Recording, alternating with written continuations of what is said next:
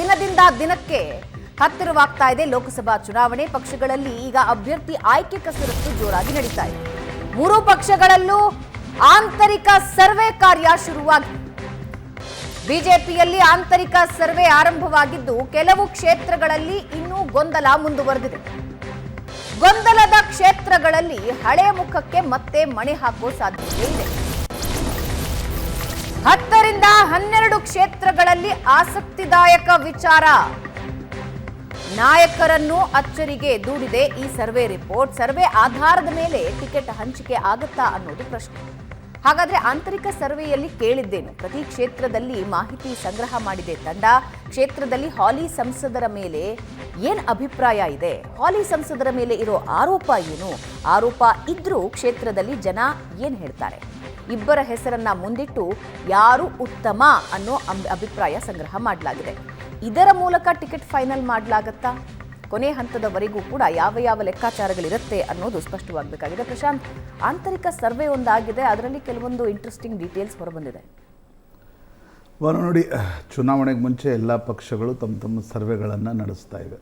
ಆಮೇಲೆ ಇತ್ತೀಚಿನ ದಿನಗಳಲ್ಲಿ ಸರ್ವೆಗಳನ್ನು ವಾರಕ್ಕೊಮ್ಮೆ ಅಂತ ನಡೆಸಲಾಗುತ್ತೆ. ವಾರಕ್ಕೊಮ್ಮೆ, 15 ದಿನಕ್ಕೊಮ್ಮೆ ವಾತಾವರಣ, ಅಭ್ಯರ್ಥಿ, ನರೇಂದ್ರ ಮೋದಿಯವರ ಜನಪ್ರಿಯತೆ, ಕಾಂಗ್ರೆಸ್ಗಿರ್ತಕ್ಕಂಥ ಅವಕಾಶಗಳು, ಈ ರೀತಿಯ ಸರ್ವೆಗಳು ಎಲ್ಲ ಪಕ್ಷಗಳಲ್ಲೂ ನಡೀತಾ ಇವೆ. ಕಾಂಗ್ರೆಸ್ನಲ್ಲಿ ಇದನ್ನು ಸುನೀಲ್ ಕುನುಗೋಲು ಅವರ ತಂಡ ನಡೆಸ್ತಾ ಇದೆ ಕರ್ನಾಟಕದ ಸರ್ವೆಯನ್ನು ಮುಂದಿಟ್ಕೊಂಡು ಜಾತೀಯ ಸಮೀಕರಣಗಳನ್ನು, ಅಭ್ಯರ್ಥಿಗಳನ್ನು ಆಯ್ಕೆ ಮಾಡುವ ಬಗ್ಗೆ ಕಾಂಗ್ರೆಸ್ನಲ್ಲಿ ಒಂದು ಒಲವು ವ್ಯಕ್ತವಾಗ್ತಾ ಇದೆ. ಇನ್ನೊಂದು ಕಡೆ BJPಯಲ್ಲೂ ಕೂಡ ಆಂತರಿಕ ಸರ್ವೆ ನಡೆದಿದೆ. ಇದೇ ಆಂತರಿಕ ಈ ಸರ್ವೆ ತಂಡ ಕಳೆದ ಬಾರಿ BJP ನಾಯಕರಿಗೆ ಹೇಳಿತ್ತು 85-90 ಬರ್ತವೆ ಅಂತ. ಆ ಉತ್ಸಾಹದಲ್ಲಿ ಕೆಲವು ಬದಲಾವಣೆಗಳನ್ನು ಮಾಡಲಿಕ್ಕೆ BJPಯವರು ಹೊರಟರು. ಅದು ದೊಡ್ಡ ಏಟನ್ನು BJPಗೂ ನೀಡಿತು.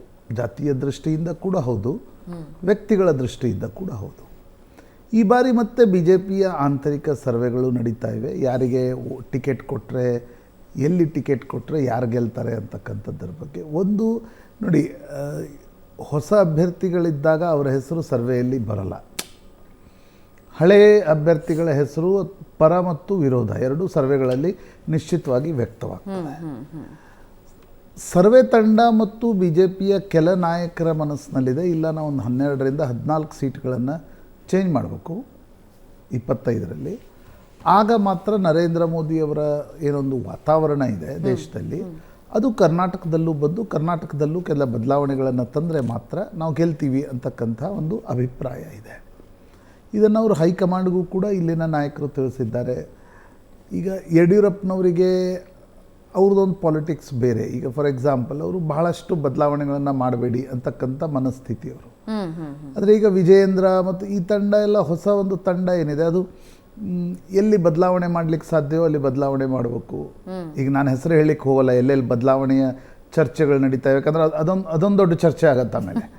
ಆ ಕಾರಣದಿಂದ ಆದರೆ ಕೆಲ ಬದಲಾವಣೆಗಳನ್ನು ಮಾಡಿ ಒಂದು 13-14 ಸೀಟ್ಗಳಲ್ಲಿ ಬದಲಾವಣೆಗಳನ್ನು ಮಾಡಿ ಹೊಸಬರಿಗೆ ಕೊಡಬೇಕು ಅಂತಕ್ಕಂಥ ಒಂದು ಪ್ರಪೋಸಲ್ ಇದೆ. ಬಟ್ ನನಗನ್ಸುತ್ತೆ ಭಾವನಾ, ಇದು BJPಯ ದಿಲ್ಲಿ ನಾಯಕರ ಎದುರು ಕುಳಿತುಕೊಳ್ಳುವವರೆಗೂ ಸ್ಪಷ್ಟತೆ ಇದಕ್ಕಿಲ್ಲ. ಯಾಕಂದರೆ ಯಾರ್ಯಾರ ಪರವಾಗಿ ಲಾಬಿಯನ್ನು ನಡೆಸ್ತಾರೆ, ಹೇಗೆ ಟಿಕೆಟ್, ಯಾಕಂದರೆ ಎಲ್ರಿಗೂ ಗೊತ್ತಿದೆ ಈ ಚುನಾವಣೆ ನರೇಂದ್ರ ಮೋದಿ ಚುನಾವಣೆ. ಈ ಚುನಾವಣೆಯಲ್ಲಿ ಅಭ್ಯರ್ಥಿ ನಗಣ್ಯ. ಅಭ್ಯರ್ಥಿಯನ್ನು ನೋಡಿಕೊಂಡು ಜನ ಓಟ್ ಹಾಕಲ್ಲ. ಈ ಚುನಾವಣೆಯಲ್ಲಿ ನರೇಂದ್ರ ಮೋದಿ ಪರ, ನರೇಂದ್ರ ಮೋದಿ ವಿರುದ್ಧದ ದೃಷ್ಟಿಯಿಂದ ಓಟ್ ಹಾಕ್ತಾರೆ. ಅದು ಕಾಂಗ್ರೆಸ್ಗೂ ಇರ್ಬೋದು, ಅದು BJPಗೆ ನರೇಂದ್ರ ಮೋದಿ ಕಾರಣದಿಂದಲೇ ಓಟ್ ಹಾಕ್ತಕ್ಕಂಥವ್ರ ಸಂಖ್ಯೆ ಈ ಚುನಾವಣೆಯಲ್ಲಿ ಜಾಸ್ತಿ ಇರುತ್ತೆ. ಬಟ್ ಸಂಸದರ ಪರ್ಫಾರ್ಮೆನ್ಸ್ ಫ್ಯಾಕ್ಟರ್ ವರ್ಕ್ ಆಗಲ್ಲ ಅಂತೀರಾ ಇಲ್ಲಿ?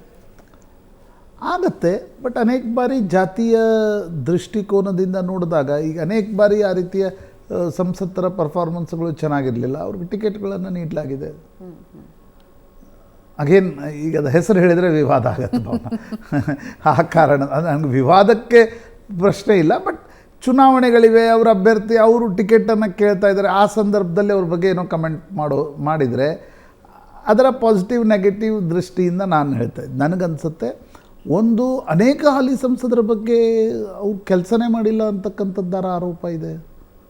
ಬಟ್ ಆ ಸಂಸದರು ಹೇಳ್ತಾರೆ ನರೇಂದ್ರ ಮೋದಿ ಸರ್ಕಾರದ ಸಂದರ್ಭದಲ್ಲಿ ನಾವು ಆಡಳಿತಾರೂಢ ಪಕ್ಷದಲ್ಲಿದ್ದೇನು ಕೆಲಸ ಮಾಡಬೇಕು, ಎಲ್ಲವೂ ಕೇಂದ್ರ ಸರ್ಕಾರದ ಯೋಜನೆಗಳು ಬಂದು ತಲುಪ್ತಾ ಇವೆ, ನಮ್ಮ ಪ್ರಯತ್ನವನ್ನು ನಾವು ಮಾಡಿದ್ದೀವಿ ಅನ್ನೋದನ್ನು ಹೇಳ್ತಾರೆ. ಆದರೆ ಅಂತಿಮವಾಗಿ ನನಗನ್ಸುತ್ತೆ ಒಂದು ಫ್ಯೂಚರಿಸ್ಟಿಕ್ ಲೀಡರ್ಶಿಪ್ ದೃಷ್ಟಿಯಿಂದ ಇರ್ಬೋದು, ಕಾರ್ಯಕರ್ತರಿಗೆ ಅವಕಾಶದ ದೃಷ್ಟಿಯಿಂದ ಇರ್ಬೋದು, ಅನೇಕ ಹೆಸರುಗಳ ಬಗ್ಗೆ ಅಸಮಾಧಾನಗಳಿವೆ, ಬೇಸರಗಳಿವೆ, ಮತದಾರರಲ್ಲೂ ಇದೆ, ಕಾರ್ಯಕರ್ತರಲ್ಲೂ ಇದೆ.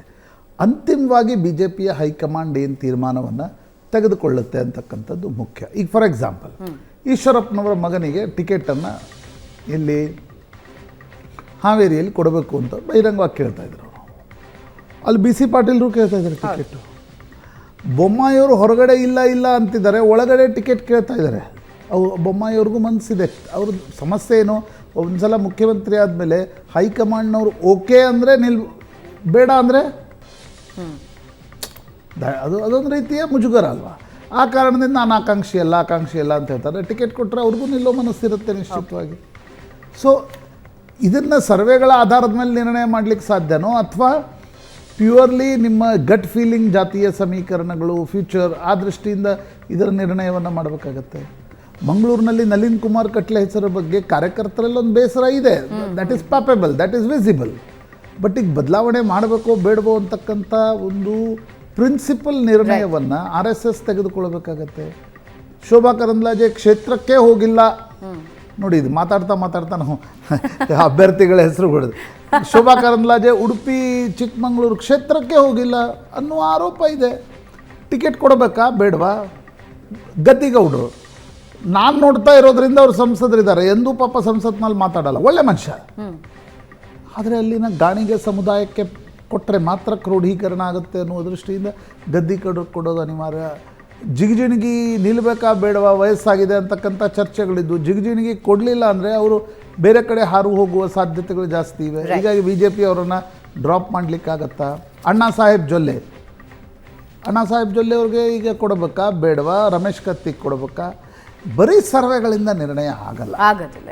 ಎಸ್ ಮುಂದಿನ ದಿನಗಳಲ್ಲಿ ಯಾವ್ಯಾವ ಫ್ಯಾಕ್ಟರ್ ವರ್ಕ್ ಆಗುತ್ತೆ ಅನ್ನೋದನ್ನು ಡೀಟೇಲ್ ಆಗಿ ಮಾತಾಡ್ತಾ ಹೋಗೋಣ. ಪ್ರಶಾಂತ್, ಈಗ ಒಂದು ಚಿಕ್ಕ ಬ್ರೇಕ್ ತಗೋಣ ವೀಕ್ಷಕರೇ. ಬ್ರೇಕ್ನ ನಂತರ ಈ ತುಮಕೂರು ಲೋಕಸಭಾ ಕ್ಷೇತ್ರ ಇದೆಯಲ್ಲ, ದಿನದಿಂದ ದಿನಕ್ಕೆ ಯಾಕೋ ಬಿಸಿ ಏರ್ತಾ ಇದೆ. ನಮಗೆ ಟಿಕೆಟ್ ಬೇಕು ಅಂತಿದ್ದಾರೆ. ಯಾರ್ಯಾರ ಮಧ್ಯೆ ಫೈಟ್ ಇದೆ ಮಾತಾಡೋಣ.